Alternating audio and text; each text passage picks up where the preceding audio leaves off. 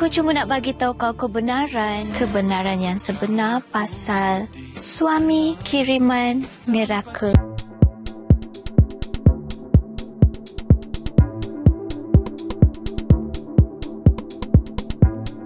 Pada video ini, admin akan kongsi sinopsis drama dendam seorang mentua episod 19 yang akan tayang malam ini. Di sebuah bangunan pejabat moden yang menjulang tinggi, suasana kerja yang kelihatan normal menyimpan ketegangan rahasia. Yasmin melangkah ke sudut koridor yang sunyi dengan raut wajah cemas untuk menemui dua orang samseng yang sudah menunggunya.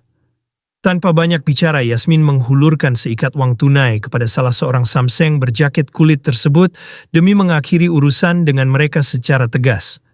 Namun, samseng bermata tajam dengan kemeja bercorak biru itu menolak mentah-mentah wang tersebut dengan gertakan suara yang meninggi khas jalanan kerana jumlahnya yang dianggap tidak mencukupi.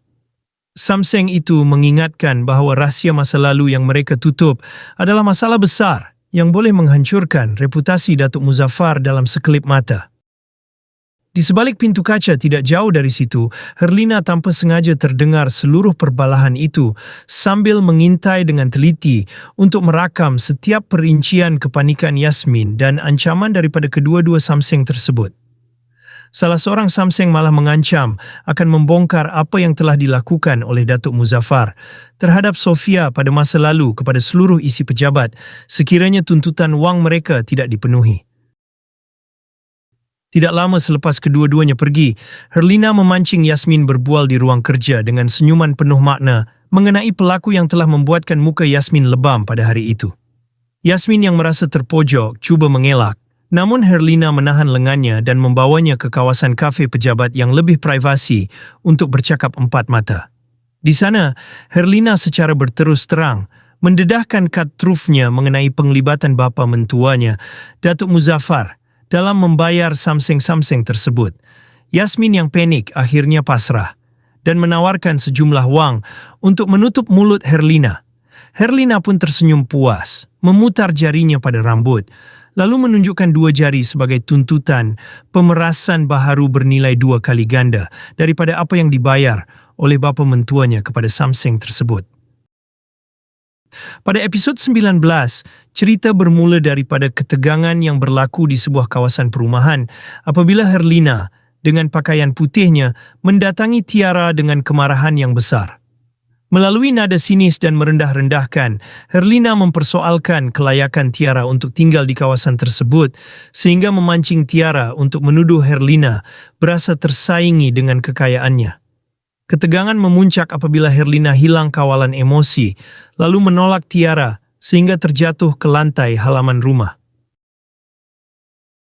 Melihat adiknya diperlakukan secara kasar, Sofia segera mendatangi rumah baharu Herlina itu dengan penuh amaran untuk membentak Herlina yang telah berani mengusik keluarganya.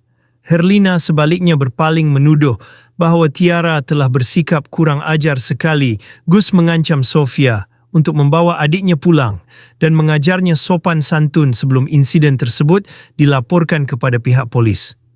Di dalam rumah, situasi beralih kepada perbualan di ruang tamu dan ruang makan apabila Bima mempersoalkan alasan Sofia dan Datuk Muzaffar mengambil cuti kerja untuk melawatnya pada hari itu. Penjelasan daripada Datuk Muzaffar sebaliknya memancing sindiran daripada Bima mengenai keselesaan menjadi seorang bos yang boleh mengambil cuti sesuka hati.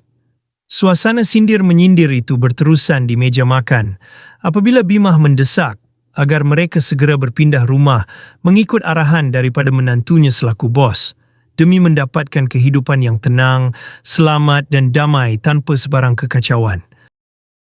Di dalam bilik, suasana santai dan hangat pula tercipta menerusi gurauan Sofia yang memegang sebatang rotan untuk menghukum suaminya jika bertingkah nakal. Di sisi lain, Herlina yang sempat bergaduh dengan Sofia kelihatan sedang ditenangkan oleh Haris di rumah mereka. Sambil mengubati luka memar di tangan istrinya, Haris menyarankan agar mereka segera membuat laporan polis berkaitan insiden yang berlaku sebelum ini. Cerita kemudiannya beralih ke sebuah restoran, tempat Herlina bertemu dengan Yasmin sehinggalah sebuah rahsia besar akhirnya terbongkar. Yasmin mengakui bahwa dia hanya menjalankan perintah daripada Datuk Muzaffar untuk memunculkan seorang saksi palsu agar Haris tidak terlibat secara langsung dalam masalah, walaupun terpaksa mengorbankan Sofia sebagai pelaku. Kebenaran ini membawa cerita kepada satu pertemuan di dalam bangunan pejabat, di mana Herlina berhadapan secara terus dengan Sofia untuk mendedahkan sebuah kebenaran dengan penuh percaya diri. Sofia yang tidak gentar membalas dengan tatapan tajam bahwa hidup Herlina sebenarnya dipenuhi dengan penipuan. Mendengar perkara itu, Herlina mengangkat jari telunjuknya dan memperingatkan Sofia untuk membuka mata luas-luas agar dapat melihat kebenaran yang sebenar mengenai suaminya, yang disebutnya sebagai suami kiriman neraka.